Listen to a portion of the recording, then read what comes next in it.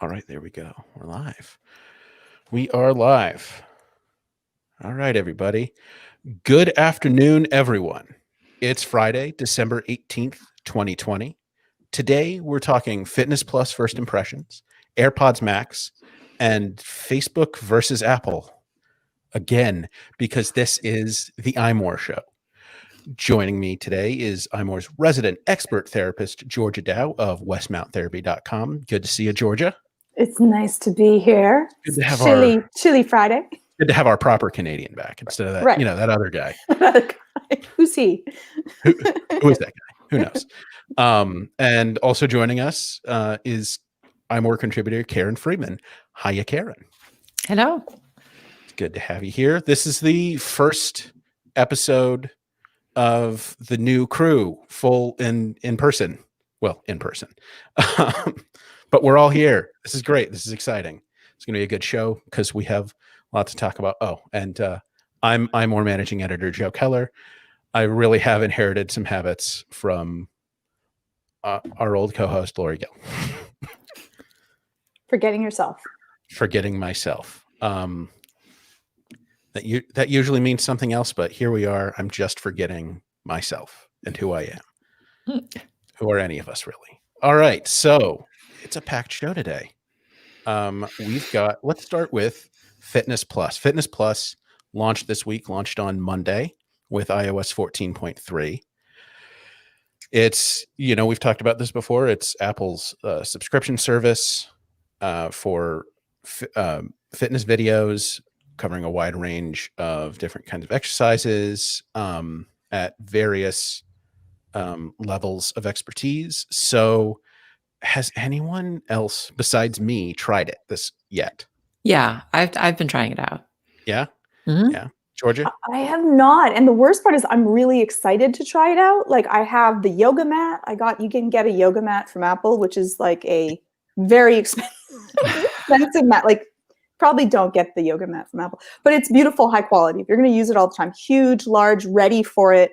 I am so prepared, and work has been just a monster. So when I'm done, I'm like, yeah, I'm just now going to go to sleep. But I'm so excited. And Renee's already tried it too. So like, I'm the only one that has not yet tried it. I want to hear your first impressions of it. Yeah. And actually on that mat, so from what I hear, so Apple recommends two different mats. And like the really expensive one is apparently it's super durable and lasts forever. It is heavy duty. It's a heavy mat. It's not one of those light, like it's thick, heavy. When it rolls out, it lies flat, which is also nice. It's not all curled up. It's absolutely amazing. It's a very good quality mat. You're not. Oh no, George is frozen. Going to be taking, and it's big enough to be able to move around. But you're not carrying it around. It is not made for going to your yoga class unless you're trying to do weights at the same time. So this is more of the home gym yoga mat. I would say so, or if you're going to leave it somewhere. But like again, you can carry it around, but it's dense. It's dense and it's large. Yeah. Karen, what are your impressions so far of Fitness Plus? I like it more than I thought I would. I'm comparing it to doing Jane Fonda videos back in the 90s or whenever. So it's a little bit more personalized in that. I like being able to see your stats right on the screen.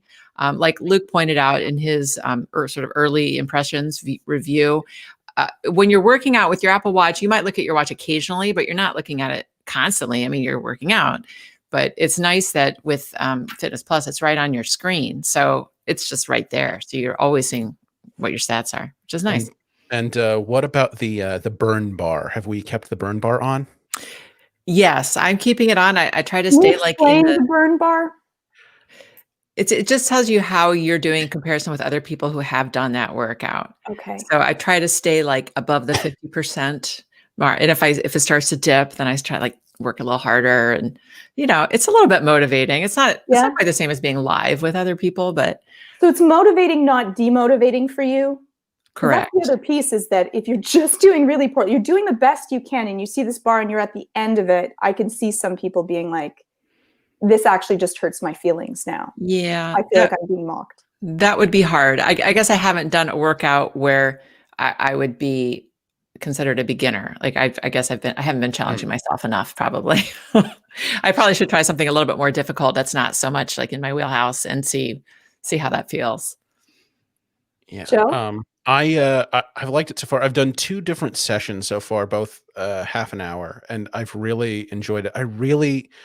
And I'm sure this is a feature of other workout programs, but I really like the positivity and the emphasis on alternative movements and motions and Yes. modified exercises, because, I'm not someone who can do necessarily the regular versions of all of these exercises. Yeah, that's super important. Actually, I actually was a certified aerobics instructor, Oh, and that's actually something that was stressed pretty heavily. That you need to be able to reach everyone at all different fitness levels. You don't want anyone to hurt themselves, and you need to always show alternative movements if you're doing something challenging. Yeah. So it's really the trainers are great. Yeah, and I find that when they say high intensity interval training, they are not kidding. Right? They're not. Yeah, I and the did. shortest amount of time you can do this for, because I'm thinking about this high intensity, is how short? For high intensity, I think it's 10 minutes. Yeah, I've done shorter workouts because I've been combining them with other things that I already do. So I think I did one that was either 10 or 15 minutes. That was the shortest one I could find. But the high intensity would be for 30 seconds. So you have like 30 seconds of high intensity and then like maybe a minute recovery and then another 30 seconds and so on. And it's interesting. They have one of the great things about this is you can filter down the available workouts based on certain parameters, like the kind of music you want to hear while you're working out, or a particular trainer, or the length of a workout. And I think the length that they offer are 5, 10, 15. Is it 5, 10? I think it's 5, 10, 20, 30, and 45 minutes. And yeah, I think it's great that you can break things down like that. Yeah, I think this feels like a good solid win for Apple's. Not all of Apple services feel that way sometimes. Yeah, But and I this think it's one, only going to get better because some of the complaints I've been seeing is there aren't enough workouts. Well, the workouts that are there aren't going to go anywhere. They'll be there in the library, and then they'll just keep adding more. I would imagine more every day. isn't it weekly that they say weekly? I think at Yeah, least right that's now. what they stated. Yeah. And I know that one of the knocks against it, and I think we talked about this last week too, has been that there aren't any live classes like there are for, like Peloton and Yeah, that whatnot. was my complaint. Yep, that was you. That was you in the video. And I wouldn't at all be surprised to find that they add those somewhere down the line. That they add live. I doubt, and I think they'll probably just be part of the subscription. I don't think they'll have a Fitness Plus Plus. Oh gosh. Fitness Plus Max. Fitness Plus Pro Max. Fitness That's Plus one-on-one. Pro That's when you get one-on-one. That's getting all of Apple's phone names right in there. Good job, Karen. But yeah, there were some. Now we should mention there were some issues, and some of them are ongoing. I think for some of us with the launch. Now it seems to have been relatively smooth overall. But there have been some people who. So if you got a new Apple Watch from I think September, from September on, you're supposed to get a 3-month trial of the service, but some people have had difficulty accessing that. But this is a bug. You are supposed to be able to get your trial. The trouble with fixing this right now, there's not like a software fix or a server update that I think's been made. Right now, if you can't claim the free trial, you really have to go to Apple support, contact them and say, hey, what's up? And they'll lead you through their usual rigmarole, and you should be able to get it. I know this is a problem that Luke Filipovich, who did hit our first impressions and is really testing out the service for us, he ran into this issue. But yeah, it's kind of a bummer if you're looking forward to that trial. But just contact Apple support and they should be able to help you. And they're very nice about it. They're They very are. nice about it. Like they're That's one not going to thing- make you feel bad for calling or bothering them. They do a great job of trying to make sure that everyone's happy. That's one of the great things about Apple Support is that I've always had great, nice experiences with them. Yeah, Apple hires on personality. They really do. Yeah. They care. Having been through the hiring process, I've seen it. I've seen like brilliant people that can't talk to people not get hired. Yeah. And then another issue that I think, Karen, you're still experiencing is so Fitness Plus arrived with iOS 14.3, and iPadOS 14.3. But if you have an iPad and you've updated, you'll notice that there is no fitness app on your iPad yet. You have to get it through the App Store. Oh. And Karen, you went back. It disappeared. Yeah. But I actually got a message on my iPad saying that, let me read you the exact message here. This app requires specific features not available on this device. And this is a 2018 iPad Pro, so it's not like it's ancient technology here. And I saw the same message as well earlier in the week.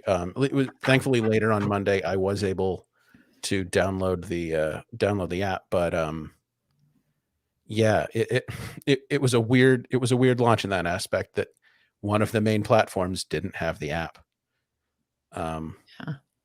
It's unfortunate, but I think we just this is one of those things where you kind of have to wait for Apple to do something about it. Yeah. There's not a specific fix that you can do. Apple will fix it, I'm sure. Apple will fix it. I would say, I mean, anybody listening, try restarting your iPad at some point and see if that does anything. It probably won't. It didn't for me. I did that. It didn't work. But give it a shot. It's not going to hurt. It does work sometimes. and restarting my iPhone is how I got Fitness Plus to show up in the fitness app on my iPhone after I updated. Because it wasn't. And then it suddenly was after I did that. But yeah, overall, a pretty smooth launch with some minor problems. Luke really seems to like the service. He's going to keep on it. And at the end of the trial, he's going to have a big old feature about what it's like and should you stick with it. And I'm looking forward to keeping up with this. I think all the trainers were really well picked, and all of the exercises are really accessible in different ways. Have either of you done which are the exercises you've done? I'm interested in the dance one, so that's where I'm leaning towards. But which kind of exercises have you done, and what did you feel about doing them in this way? Karen, why don't you go ahead? Well, as I mentioned, I used to teach aerobic dance classes, so I actually am interested in the dance classes. I haven't done those yet, just because it's one of those things like it's something I usually do with people. It just feels weird to do it by myself, but I am going to try some of those because I do like those kinds of movements. So I have an elliptical machine, so I tried a bike workout and a treadmill workout, which I wasn't using the right machines, but it's like the same kind of idea. You're on a stationary machine. So I thought I would give those a shot. And they both worked fine for the elliptical. And they were both very similar, actually, because they were the sort of, you maintain a sort of medium intensity, and then you have this high intensity for 30 seconds and then recovery period, and, sort of goes up and down like that. And it does force me to work harder, because if I'm just on the elliptical, I kind of do like a low and slow kind of chill workout, but this kind of really made me sweat. So it was good. And the trainers were really motivating. One of them had 6 sisters, and he dedicated each high intensity segment to each of his sisters. So he's like, one of my sisters works in the medical field, so this is for everybody out there in the medical field, out there on the front lines. Let's do it. So it was like almost brought me to tears. Like, it was so sweet. Why am I running and crying? I'm running. Yeah, and crying. I know. Like, this is not what I'm supposed to be doing. Yeah. So all of my workouts were the basic beginner workouts. That's where I started. So I did the beginner strength, beginner core, and then both of the beginner high intensity interval training and the very beginner yoga. For the first time in my life, I did yoga. And? I felt really good after the yoga. Good. It was new. Awesome. It's weird. Awesome. Yeah, yeah, I really enjoyed all of them, and like I said, the positivity is key here. That's And great. yeah, I've also kept the burn bar on. And how are you doing? How are you doing? I'm usually about the middle of the pack. What's Oh, the good. yoga burn bar? Well, the yoga one didn't have a burn bar because Okay, I think 'cause you're probably supposed to be because it was relaxed. It should be the it was like opposite. day 2. Right. It's Well, only you're day not 2. supposed to be. Your heart rate should be like you should be doing your deep breathing while you're doing the yoga, so it should be a different experience than that. Your And you aim is shouldn't be different. stressing about the burn bar during yoga, I feel like. Right. Did Right. you need any special equipment for any of the workouts you did so far? So not so far. The strength one, like the one I expected was strength, but the very beginner strength one doesn't actually require any equipment. It goes through Like movements. push-ups and stuff? There's some push-ups, but obviously those are not my strong suit. But yeah, I had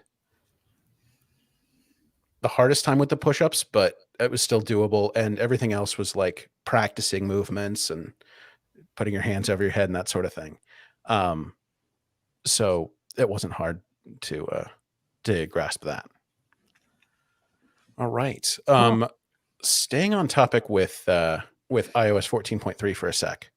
Apple also launched with this update ProRAW. It's ProRAW photo format for the iPhone 12 Pro and iPhone 12 Pro Max. Yeah, it's so has anyone played around with this? Karen, do you have an iPhone 12 Pro? No, you have the iPhone 12 I Mini. have the 12 mini. And Georgia, you haven't gotten a new phone yet, have you? I do. You do.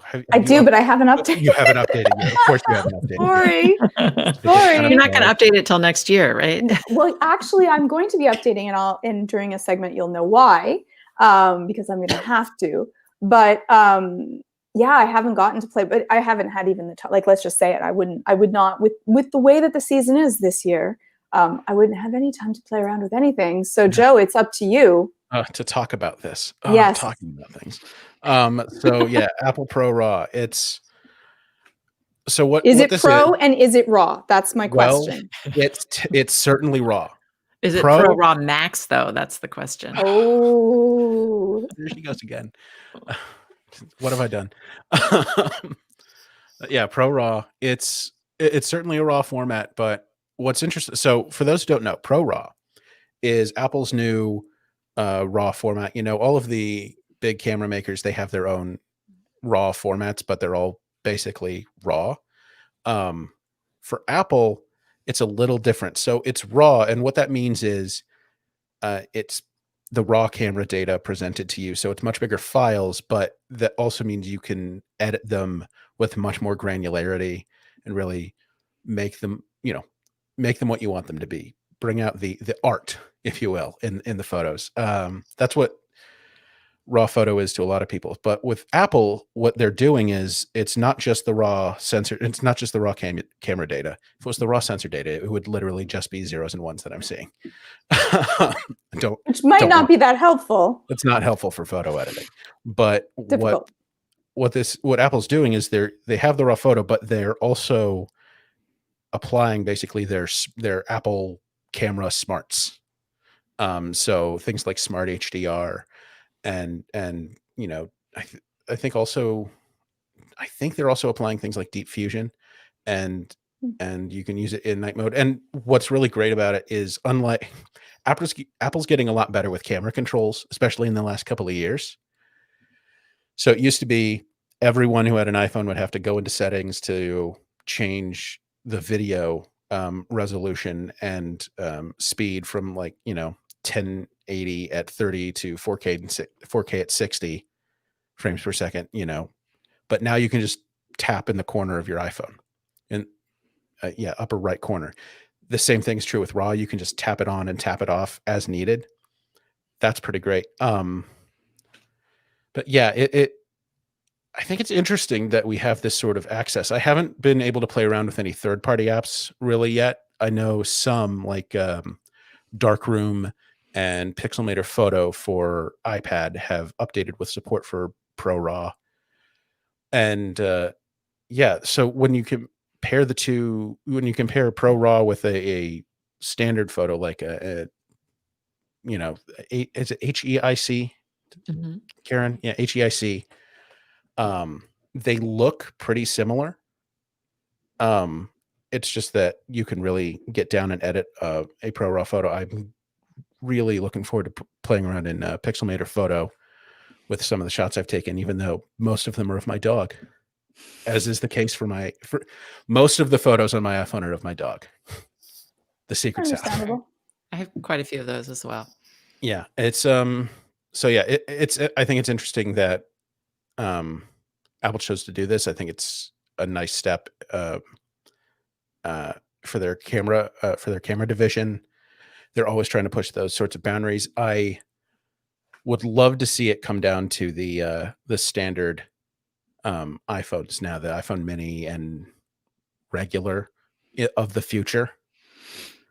I think it's probably a RAM constraint, if I had to guess, because the Pro models of iPhone have 6 gigabytes of RAM this year versus the 4 gigabytes in the standard models. But hopefully Apple's able to overcome that limitation, and then for next year's phones at least.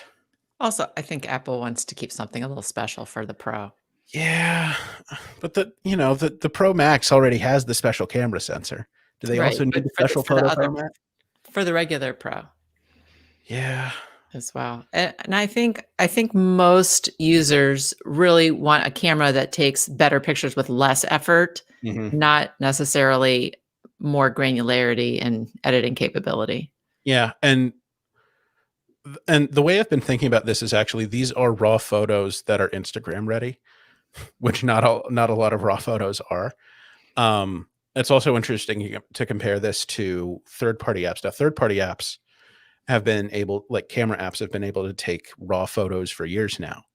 Since I want to say since not iOS 7, quite not that far back, but not too far after that. Yeah, Stephen Perry in the chat says they will have to raise the minimum storage on the lower models if they bring these features there. That's true. And yeah, Stephen, I think it does come out to about 25 megabytes per picture. These are large photos. These are huge, but I don't mind because I don't care about phone storage. Apparently, it's apparently not my bother. But yeah, on older app or on other apps that do RAW, except for a few, it really is just the raw data. So things might seem over bright, or if you take a raw photo manually on iPhone, things are probably gonna look a little weird. Oh no, George has disappeared. Yeah, they're probably gonna look a little weird. There she is. So a call, and I have to make sure it's not anything important. So I was like, I better take it. But yeah, I think it's great that Apple's applying its machine learning smarts to these raw photos, because Apple's machine learning for photos is great. Like the stuff they've been able to achieve in the last few years on just photo processing, it's amazing. And it's consistently one of the better smartphone cameras out there. Yeah. Now just applied to raw photography. All right. Before we continue, I want to tell you about Woven. Woven is again a sponsor of this week's episode of the iMore Show. Woven is an all-in-one calendar that's perfect for busy people like us. It brings all of your calendars into one place and powers them up with awesome scheduling tools. So if you have a Google Calendar or G Suite from work or Microsoft 365, it brings all of those into one place so you can see all of your appointments and time, both personal and professional. Woven builds scheduling links directly into your calendar, so you can use both one-off scheduling links and published links. You can even create group polls if you need to find the best time for several people's schedules. You can quickly time block your week using Woven's smart templates so you can plan your perfect week. And Woven also has built-in analytics, so you can easily calculate where you spend your time so you can make time for what matters most. You can try Woven Premium free for 21 days at usewoven.com/iMore. That's usewoven.com/IMORE. Thank you to Woven for sponsoring the iMore Show. All right. So there was another big launch this week in that this product's actually in people's hands, and it is AirPods Max. So Ooh. for those listening, I am holding up a pair of AirPods Max for people to in their. I'm not calling it a case. Oh, looky there. So Georgia, I have to ask, did you buy these or did you swipe them? I might have swiped them, but I didn't swipe them as you would have thought. I didn't swipe them as you would have thought. They were a gift for my husband. I just swiped from everyone. Let's just say this doesn't make me seem any better. At first I was like, this is going to make me sound so much better. And then I realized, actually, this just makes me look worse because no one's safe. So my husband got these, and he was like, there's a little heavy and they're a little bit tight on his larger than my head. So I'm like, he's like, you want to try them out? I'm like, oh, I love these. So hence I have my own little tiny purse, So which you can put a credit card into. You can put a credit card into there. You can't fit your phone, but a little bit of change, one key, you got your purse. yeah. So what color are those? Those space gray? These ones are space gray. All right. So And I have the silver. ooh. Actually, I really like them. So yeah. What do you think about carrying them around like this? So first things first, I'm not calling it a case. This isn't What a is case. this? This is a cover.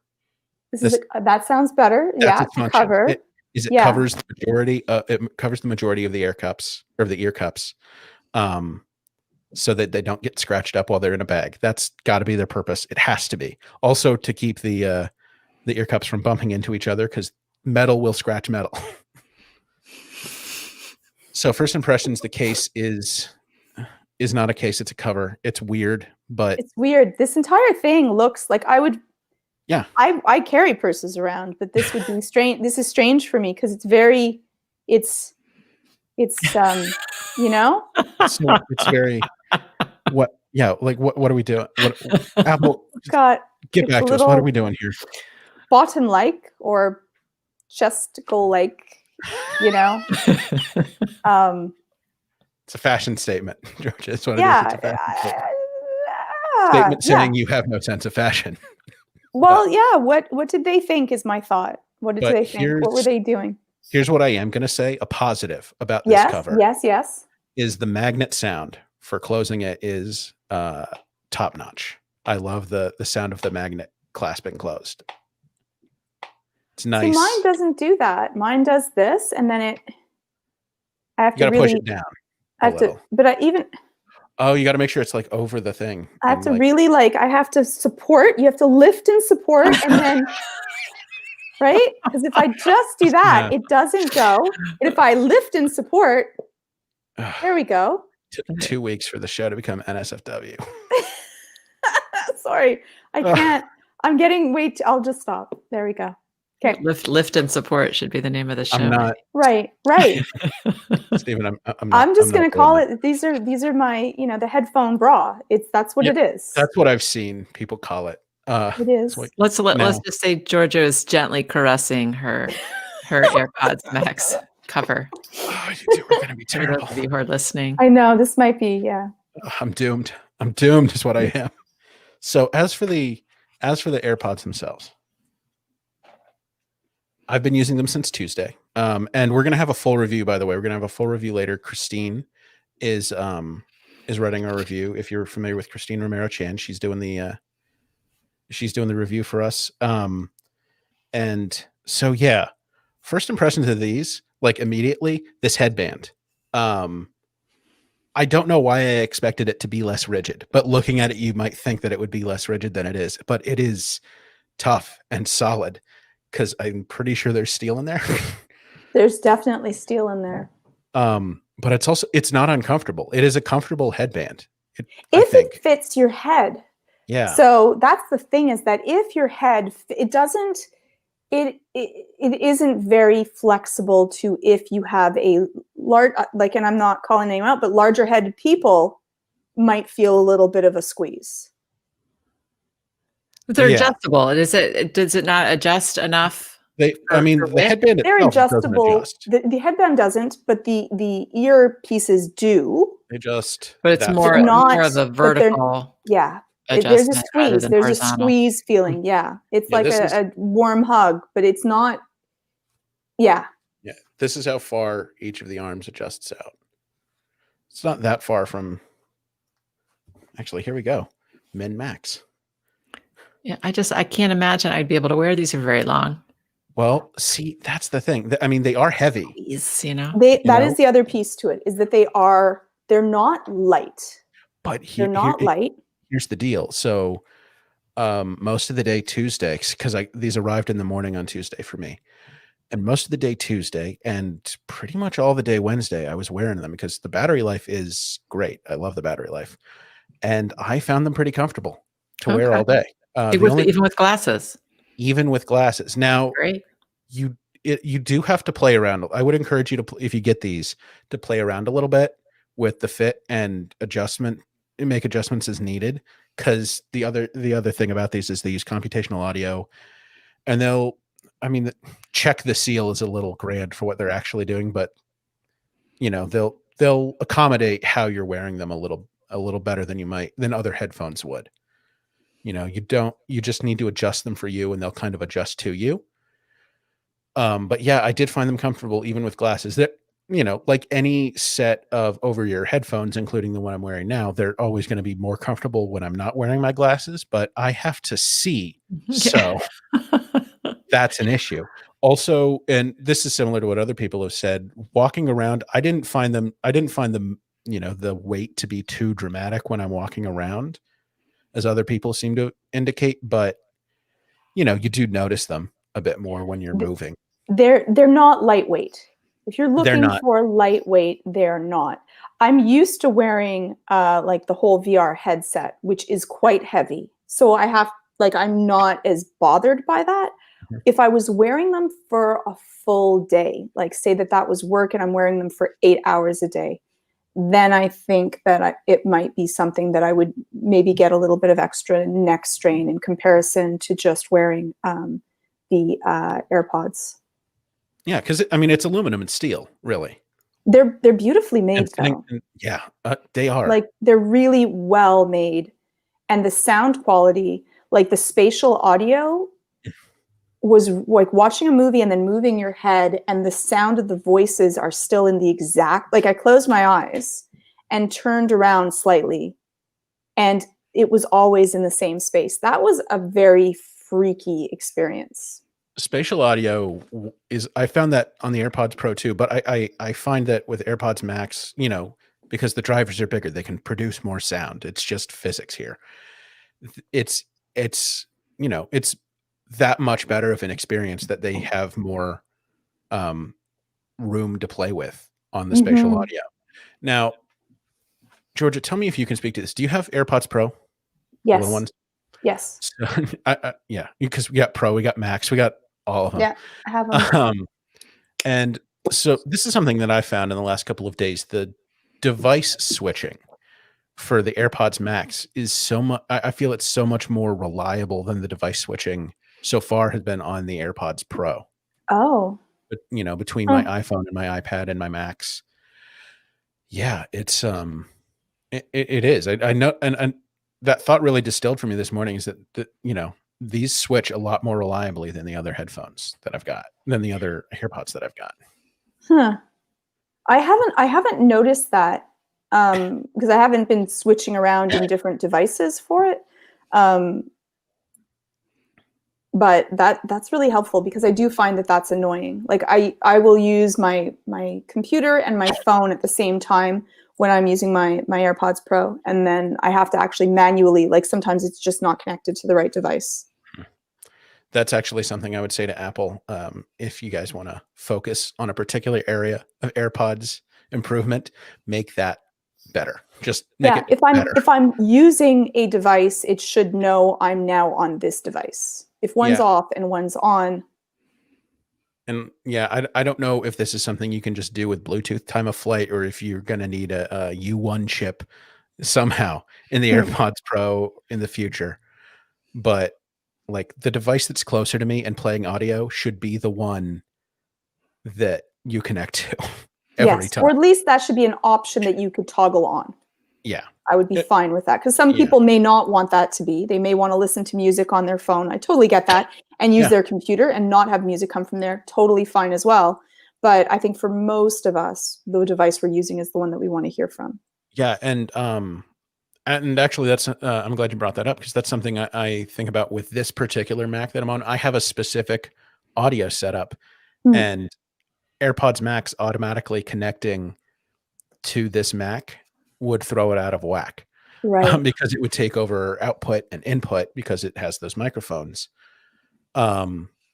So I turned that off. You can actually turn that off in the Bluetooth settings, and you can do this on AirPods as well, or on not AirPods, on your iOS devices as well. I think we have a how to on that. I'm sure we do. You can go into the Bluetooth menu and hit the info button next to your AirPods Pro or Pro Max, and they have a larger settings page than other Bluetooth headphones are going to have. And there's a setting that says connect to this device automatically if it was connected to this device previously. Like if this was the last device it was connected to, it can connect to it automatically when you put them on. But otherwise, it won't automatically switch. Yeah, and that device switching is a big reason to buy the AirPods Pro and the AirPods Max, because a non-Apple headphones can't do that. Yeah. So it should work. That's what I'm saying. Yeah. And like there are headphones that you can like pair to multiple devices, so you can have a sort of facsimile to that, but it's not the same experience, because you have to do the work of pairing them to multiple devices. And this, you just pair to one device and they're connected to everything else. Yeah, the one ring that rules them all. How did you find the noise canceling on them? It's a lot better than the AirPods Pro, I'll say that. But I also have a pair of, not this generation, but previous generation Sony noise canceling headphones, and I think the AirPods Pro are better, or AirPods Max are better. So I found them; they were really effective. I have the Bose in-ear noise canceling, and that one only does like background noise. It doesn't do it for voices. So you'll still hear people speak to you, but if there's like an engine and there's other noise, you don't. The interesting thing with this is if you don't press the button to turn it off, I don't even hear people speaking.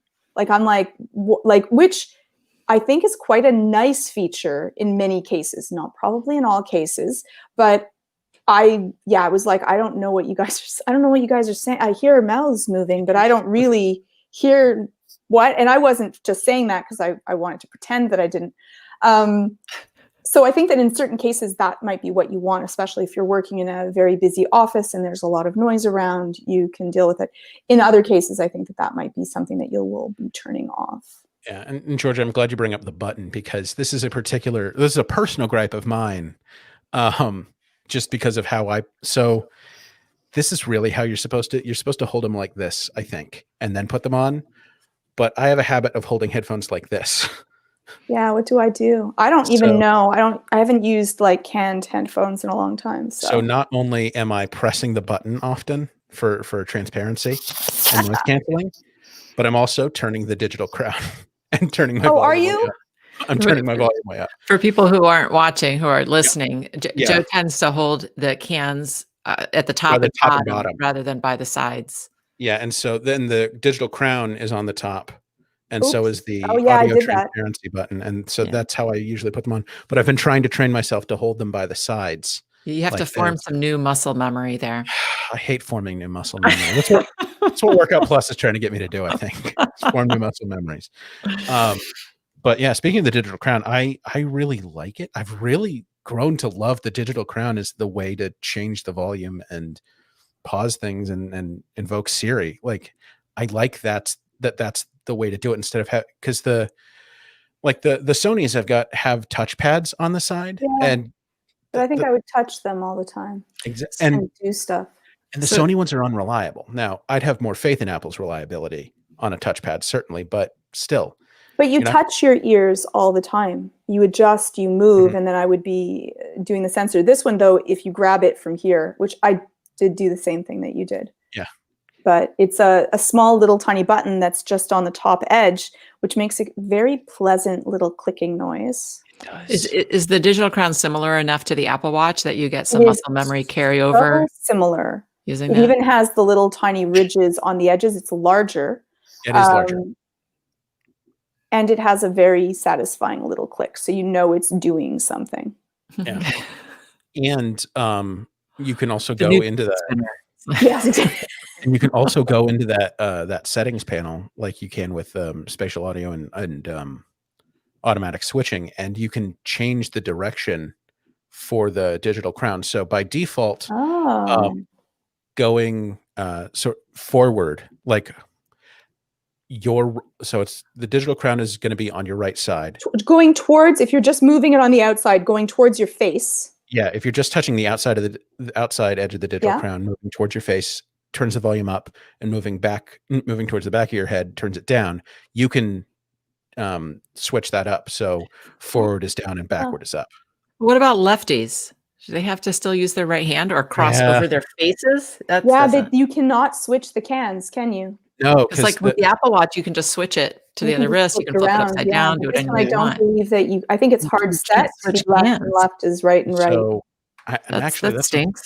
Yeah, and also in the ear cups, I'm showing the ear cups right now. In the ear cups, if you can see this, you've got an R for the right can and L for the left one stitched into the cup.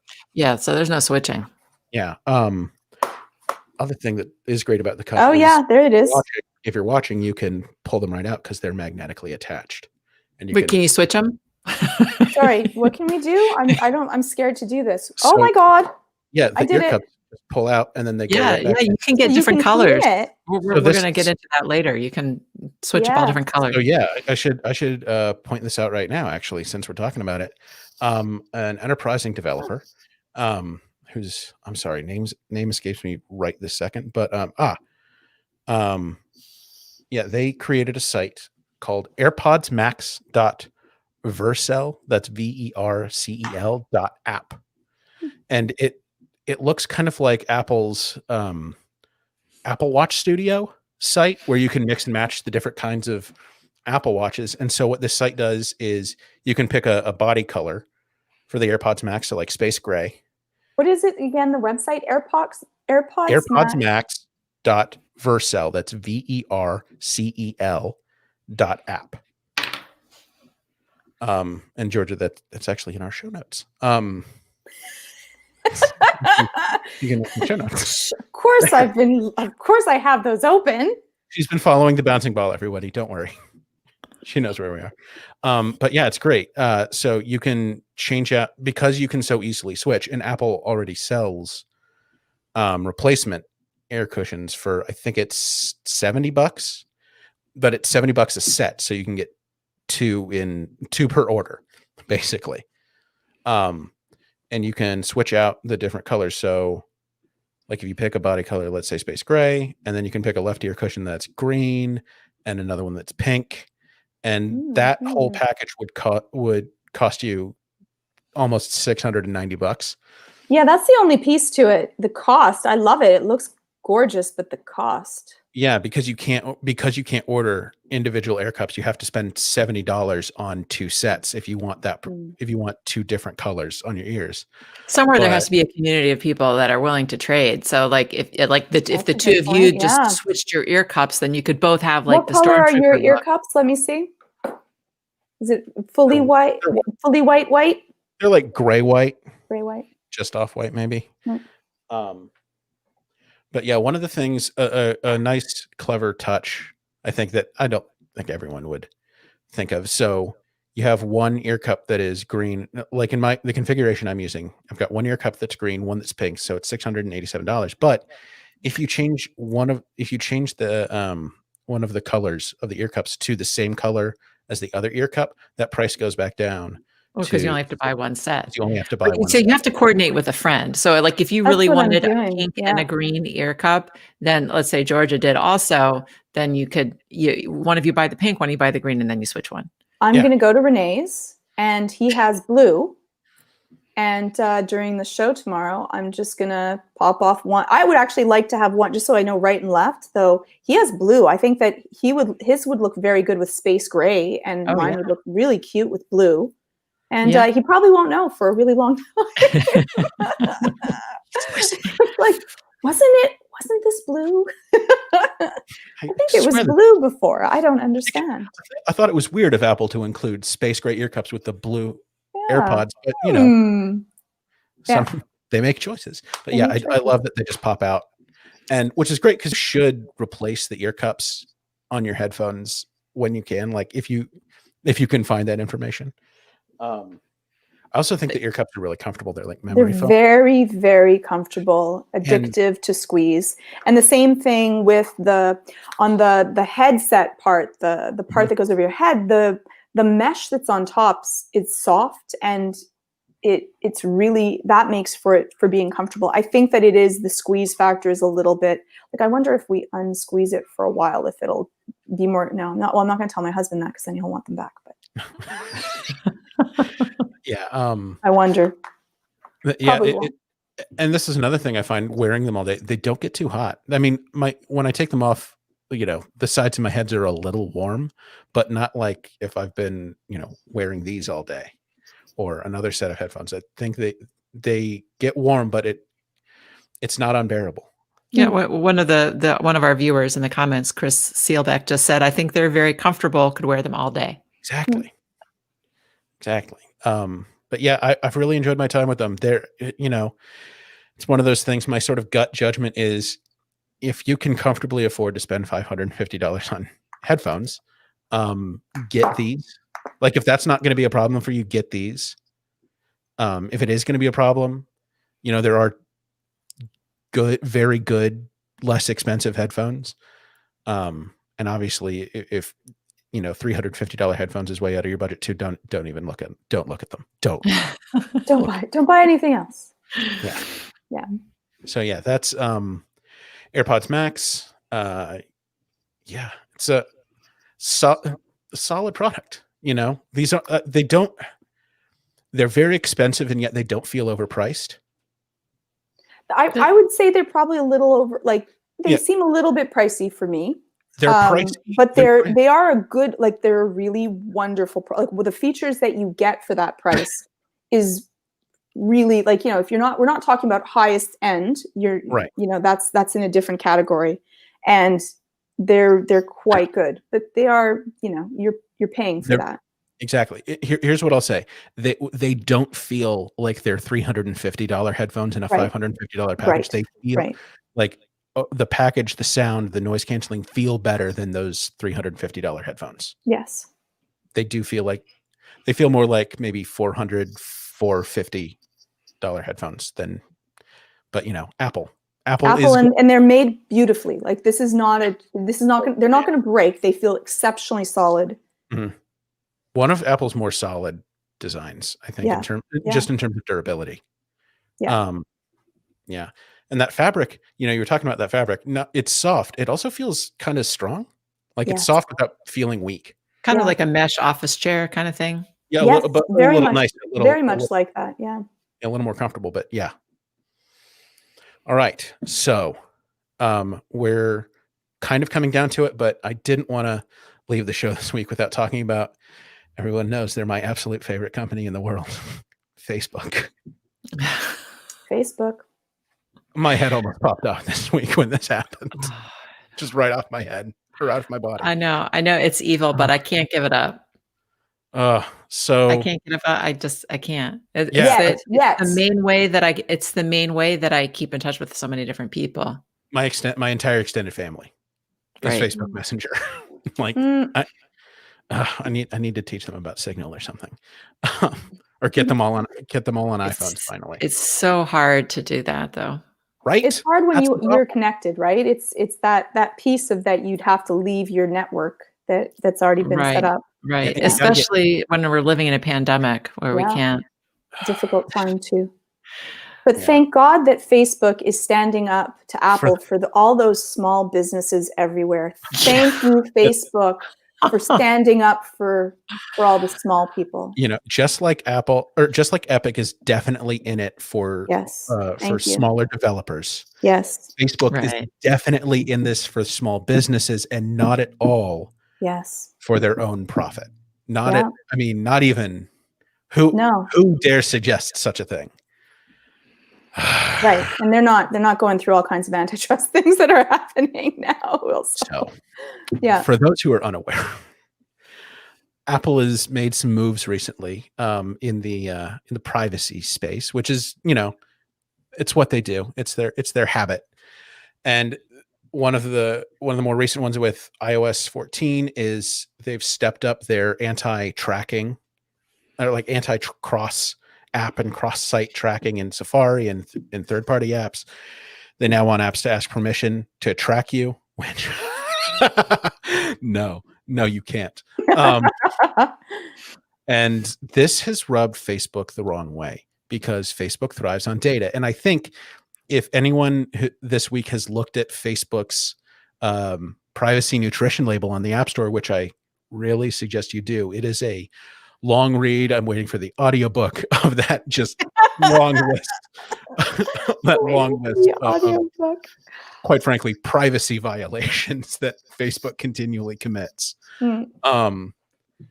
So these app nutrition labels are out, and Facebook's, it could fill my house. It's like that scene where the scroll just keeps on rolling through when they come up to bring the large scroll, and it just rolls through the house and out down the yard and knocks over a cow and keeps on going. Neighbors can read entire sections as though they're novels. It's, it's a whole thing.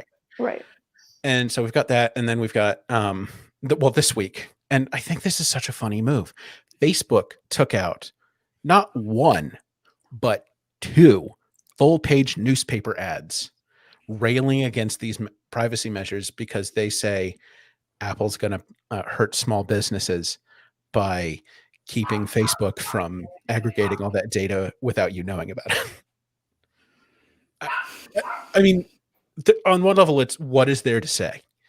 On the second level, most sincerely, Facebook, how dare you? How dare you, you scum. Tell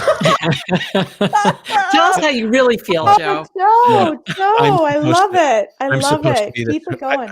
I guess I'm supposed to be this kind of neutral person, but no. No, I hate Facebook Yeah. with a fiery passion because they are so hostile to users, to other companies, to democracy. They are so arrogant, and they have no regard for privacy, for our data, for data security.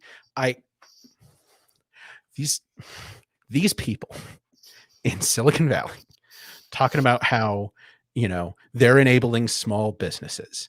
Like, do you think I believe it when Apple says it? Do you think I believe it when Apple says it? If I don't believe it when Apple says it, do you think I'm going to believe it when Facebook does? Like, are you kidding? Like, this is a privacy first move. Being in control of your privacy is better than not. Having control over whether or not a company can track you across the internet and across your device is better than not having that control. And this is an unequivocally good move by Apple. And if your business, and Renee said this, I've said this, so many people have said this, but if your business requires you to track people without their knowledge beyond all reasonable expectation, you should not be in business. You should quit. If Facebook executives had any scruples, they'd shut down the company, leave Silicon Valley, and go into some other line of work. But they don't. So, keeping my thoughts calm and neutral, it's not something I can do when it comes to Facebook. So yeah, Facebook took out these 2 ads saying that Apple's harming small businesses. Apple responded a little bit like, and it wasn't even Apple that responded. Yeah. Tim Cook responded on his own. Like, this was he responded. So this was like, he went right at this. Yeah, he's good. Tim, There are other things I think Tim Cook should also respond to and attack. Labor policy, Tim, Chinese labor violations. Those are And he maybe responded that we believe users should have the choice over the data that is being collected about them and how it's being used. Facebook can continue to track users across apps and websites as before, but app tracking transparency in iOS 14 will just require them to ask for your permission first. Yeah, and this is what these companies are objecting to. And how much do you think that like when you think about how all Apple's asking for is permission, there's a transparency, you know what's being tracked, and you get the choice to say, do I want them to or do I not want them to? Yeah. And their response was to take out 2 very expensive full page ads, like a lot of money. They throw a tantrum like a child. They threw a tantrum like a child would. Like, this is not how adults behave. This is certainly not how one of the most important companies in the world should behave, Facebook. Like, what are you doing? It's completely transparent. Yep. I need one of those yoga workouts to calm down. It's so funny because I don't know, Karen, if you felt this way, but when I read the ad, like, and Facebook is trying to make it seem like poor us, and they're like, more than 10 million businesses use our advertising tools each month to find new customers. And all I hear is, we're going to lose 10 million businesses money during this time. I'm irked, Karen. How do you feel what are your thoughts? Joe, I think we've kind of clear on your feelings. I think we're kind of clear. We might not be fully clear. Yeah, actually, no, I was thinking the same thing that one of our viewers just said, that it's weird that they used paper media to address their digital issue. Like, why they took out an ad in the newspaper? Who's reading paper newspapers? I guess Facebook's target audience. Oh, very nice, Karen. Very nice. Older consumers. Yes. Right. Which is Facebook's perhaps don't. Yes, because they may not know all of the privacy issues and violations that Facebook has gone to. And so they may believe that Facebook really is standing up for the little guy. I mean, I think there's just a huge segment of the population that just doesn't know or care. I mean, I can't tell you how many of my Facebook friends post every day one of those like quizzes that they took, or, this is my Christmas tree ornament, like where you put in all your data and they spit out some like Christmas tree ornament that has your name on it and some random detail. Right. Like, why are people still doing these? I just can't. So if they're doing that, obviously they don't care about any data that Facebook is gathering about them. They're giving it over willingly for a little Christmas tree ornament with their name on it. A digital one, not a real one. You know what I'm talking about? Right? Yeah, exactly. Exactly. On your tree. Exactly. Yeah. And they lied in their ad. They say that while limiting how personal ads can be used, not, being transparent about the information that we are collecting from you. Facebook lying about something? Yeah, I can't. It's hard to sympathize to anybody that's against transparency. Yeah. I mean, how dare you? How dare you make us tell you the truth? How dare you? Yeah. What? The indignity of it, of having to tell us what they're tracking. It's amazing. And the thing I would say to all these small businesses that are relying on Facebook is, I mean, there are a lot of journalism outfits that don't exist anymore because Facebook explicitly lied to them about video numbers and things like that, because all of these places pivoted to video, and then it didn't work out because Facebook lied, and then they shut down. So, I mean, maybe don't put all your eggs in the Facebook basket. Yeah. Maybe not. Maybe that's a bad thing. All right, everybody. So what we're going to do after this, we're going to leave the show. We're going to do like a 20-minute yoga workout on Fitness Plus, and we're going to calm down. We're going to feel better. We're not going to think about Facebook. They don't deserve another neuron in my brain. They'll get it because of course they will, because they're giant, but they don't deserve it. And that's what's important.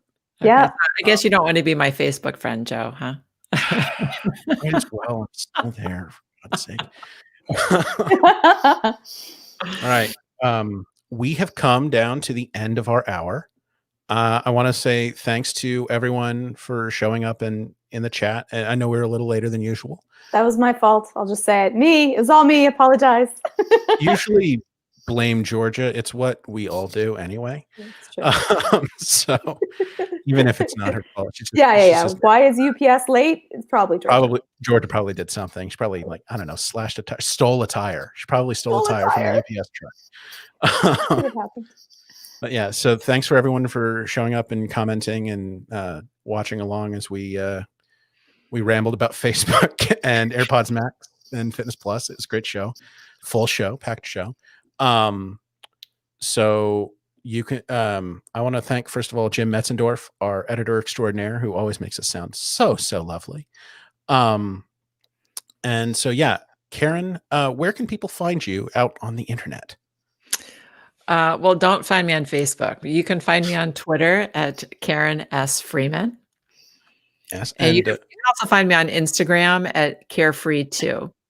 And you can find the dozens and dozens and dozens of articles that she's written on iMore. Of course. Because she is a total pro. And Georgia, where can people find you? If you're dealing with anxiety, depression, boundary issues, you can check out anxiety-videos.com.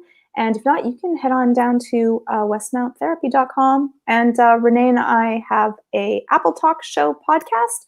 And at some point, I'm going to be launching a show soon, I'm hoping, and my own little tiny thing that will be dealing kind of with more psychology-based stuff. So you can head on down there and subscribe. There's nothing there yet, but thank you to the 340 people that have actually gone in to subscribe before there's anything. Like, that's the sweetest thing ever, and I appreciate it. Yeah, for those who don't know, Georgia has started her own little YouTube channel. I say little, like I have a YouTube channel. It's non-existent, right? It's better than anything I've ever done on the internet. But yeah, we don't have she doesn't have the /Georgia Dow or whatever link she chooses just yet. No, but not yet. We will have the link to that in the show notes this week. So be on the lookout for those when we publish the show. And of course, you can find me at jkeller87 on Twitter. And of course, I'm at iMore. Yeah, thanks for joining us. And thanks to all of our our listeners later in the week who don't have the opportunity to join us live. Obviously, we do this because of you. We wouldn't have a show the three of us might gather to just shout into the void otherwise. But, really, we do this for the listeners. And we appreciate all of you. This has been the iMore Show. Bye. Bye.